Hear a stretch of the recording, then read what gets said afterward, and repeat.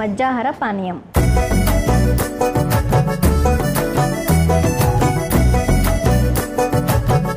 మధ్యాహార పానీయం.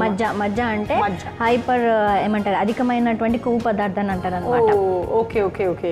సో విన్నారు కదా, ఈరోజు మనం సంజీవనిలో మధ్యాహార పానీయం తయారు చేసుకోబోతున్నాం అనమాట, అధికమైన కొవ్వుని తగ్గించడానికి.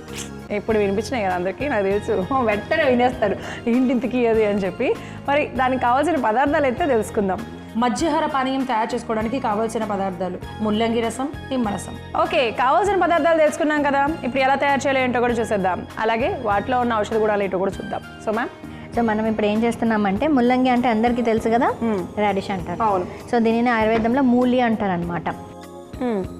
సో దీన్ని మనం జ్యూస్ లాగా తయారు చేసుకోవాలి. ఎలా అంటే, ఫస్ట్ ముల్లంగిని చక్కగా చెక్కు తీసేసుకొని, తర్వాత చిన్న చిన్న పీసెస్గా కట్ చేసుకొని మంచిగా గ్రైండ్ చేసేసుకోవాలన్నమాట.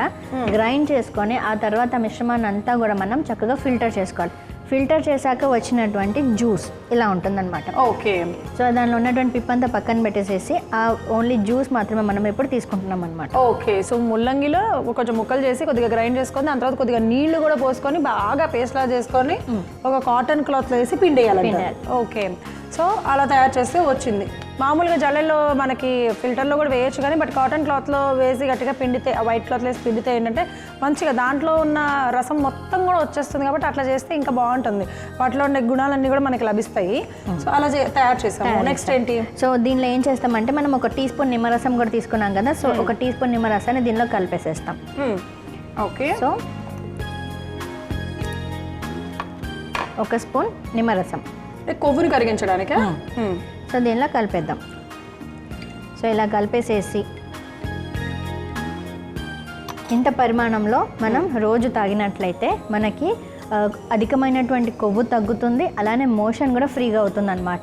సో ఎందుకంటే ఈ ముల్లంగిలో మనకి వేడిని కలిగిస్తుందని చెప్తారు కదా, సో ఇట్లా పచ్చి ముల్లంగి తీసుకున్నట్లయితే మనకి కొవ్వుని కరిగించే ప్రాపర్టీస్ చాలా అధికంగా ఉంటాయి. అలానే మనకి కళ్ళకి కూడా హితకరంగా ఉంటుంది. మనకి ముఖ్యంగా మన జీర్ణాశయ శక్తిని చాలా వరకు మెరుగుపరుస్తుంది అనమాట. సో కాన్స్టిపేషన్ అనేది చాలా చక్కగా రిలీవ్ అయిపోతుంది ముఖ్యంగా.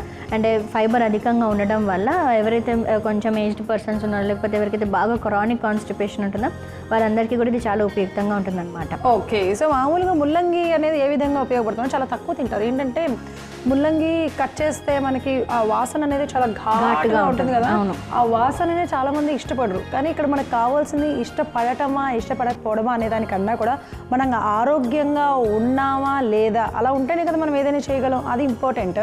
సో దాంట్లో ఇంకా ఎలాంటి విలువలు ఉంటాయి? అందరూ తినొచ్చు. అండ్ ముఖ్యంగా మనకి ఆయుర్వేద శాస్త్రంలో ఇవి రోజు తినాలి, ఇవి రోజు తినకూడదు, కొన్ని నియమాలు పాటించాలని చెప్పారనమాట. సో దాంట్లో మనకి ప్రతినిత్యం ఈ ముల్లంగిని ఉపయోగించాలి అనే శాస్త్రం కూడా చెప్పారనమాట. సో అందుకని నిత్యం మనం ఉపయోగించే ఆకుకూరలు కానివ్వండి, లేకపోతే కూరగాయలు కానివ్వండి, దాంట్లో ముల్లంగి తప్పనిసరిగా ఉండాలి ఏదో విధంగా అనమాట. సో ముల్లంగి ఆకులు కానివ్వండి, సో ఇలా ముల్లంగి కాండం కానివ్వండి యూస్ చేస్తే మనకి దాని యొక్క ఆరోగ్య ప్రయోజనం అనేటువంటి మెండుగా మనకి వస్తాయి. సో అలా ఉపయోగించవచ్చు అనమాట. ఇప్పుడు మనం చెప్పింది ఏంటంటే, కాన్స్టిపేషన్ ప్రాబ్లం ఉన్న వాళ్ళు, అంటే మేడం చెప్పినట్టుగా మలబద్ధక సమస్యతో ఎవరైతే బాధపడుతున్నారో వాళ్ళకి ఇలా జస్ట్ ముల్లంగి రసమైన డైరెక్ట్ తాగేయచ్చు, ముల్లంగి కూడా డైరెక్ట్ కొరుక్కొని తినేయచ్చా? పచ్చి ముల్లంగి తినాలంటారు, ముల్లంగిని ఉడకబెట్టుకొని తినాలంటారు. ఎలా చేస్తే మనకి ఏ ప్రాబ్లం రాకుండా ఉన్న ప్రాబ్లం క్లియర్ అవుతుంది? సో ఎప్పుడైనా మనకి జీర్ణాశయ శక్తి మంచిగా మెరుగ్గా అవ్వాలి అంటే దానిని మనము ఉడకపెట్టుకొని తీసుకున్నట్లయితే అది బెస్ట్ అనమాట. ఎందుకంటే ఇవన్నీ కూడా రూట్స్ కదా, అంటే మనకి భూమి లోపల మనకు వచ్చేటువంటి వెజిటేబుల్స్ కాబట్టి వాటిని మంచిగా మనం క్లీన్ చేసి ఆ తర్వాత అంటే మంచిగా వాటిని వేణిలలో మనం కడిగేసేసి ఆ తర్వాత ఉడకపెడితే దాని యొక్క ఆరోగ్య ప్రయోజనం అనేటువంటి ఎక్కువగా ఉంటాయి అనమాట. సో ఫర్ ఎగ్జాంపుల్ చిన్నపిల్లలు ఉన్నారనుకోండి, వాళ్ళకి కొంచెం జీర్ణాశయ శక్తి కొంచెం బెటర్గానే ఉంటుంది. కాబట్టి వాళ్ళకి మనం ఇట్లా రాడిష్ని అంటే ముల్లంగిని మనం పచ్చిగా కూడా తినిపించేసేయచ్చు, కానీ క్వాంటిటీ తక్కువగా తినిపించాలి. ఓకే. అండ్ ఒకవేళ మీరు అన్నట్టుగా ఏంటంటే ఒక వాళ్ళకు కూడా మళ్ళీ మనం ఏమన్నా అరుగుతున్నారు కదా అన్నప్పుడు, ఇప్పుడు మనం బాక్స్లో కీరా, క్యారెట్, బీట్రూట్ ఇలాంటివన్నీ పెడుతూ ఉంటాం కదా, దాంతో పాటుగా ఇది ఉడకపెట్టేసి చక్కగా ముల్లంగి ముక్కలు పెట్టేస్తే అవి కూడా తినేస్తారు. వాళ్ళకి ఎటువంటి ప్రాబ్లమ్స్ రాకుండా కూడా ఉంటాయి అనమాట. గుడ్ ఐడియా కదా, నాకు కూడా ఇప్పుడే వచ్చింది జస్ట్. సో ముల్లంగి తిన్నప్పుడు మాత్రం ఒక కాషన్ ఏంటంటే, ఎప్పుడైనా కానీ ముల్లంగితో చేసినటువంటి ఏ పదార్థాలు అయినా కానీ, అంటే ఏదైనా ఆకులు కానీ ఇంకేదైనా యూస్ చేసినప్పుడు పదార్థాలు తిన్నప్పుడు మాత్రం పాలు, తర్వాత చేపలు ఇవి అసలు తినకూడదు అనమాట. ఓకే, అది గుర్తుపెట్టుకోవాలి కంపల్సరీగా. పొరపాటున ఇది తిన్న వెంటనే పాలు ఇచ్చేసో అలా చేయకూడదు. బట్ ఎనీవే ఇన్ని ఔషధ గుణాలు ఉన్నాయన్నమాట ముల్లంగిలో. సో ఇప్పుడు ఇది అయిపోయినట్టేనా? ఎస్, అయిపోయినట్టు అనమాట. సో మనకి మన శరీరంలో ఉన్నటువంటి అధిక కొవ్వుని కరిగిస్తూ మనకి కాన్స్టిపేషన్ అంటే మలబద్ధకాన్ని దూరం చేసేటువంటి మధ్యాహార పానీయం రెడీగా ఉంది. ఓకే, సో చూసారు కదా, మధ్యాహార పానీయం హ్యాపీగా తీసేసుకోవచ్చు. మలబద్ధకం తగ్గడంతో పాటు అధిక కొవ్వుని తగ్గిస్తుంది. ఈ రోజుల్లో ఈ రెండింటి కోసం తెగ తాపత్రయపడిపోతున్నారు. కొవ్వు కరగాలి, మలబద్ధక సమస్య తీరాలి. చక్కగా తాగేసేయండి. మనకి అది ప్రతిరోజు కూడా దొరకదు, సీజనల్ వైజ్ దొరికినప్పుడు తాగేసేయండి.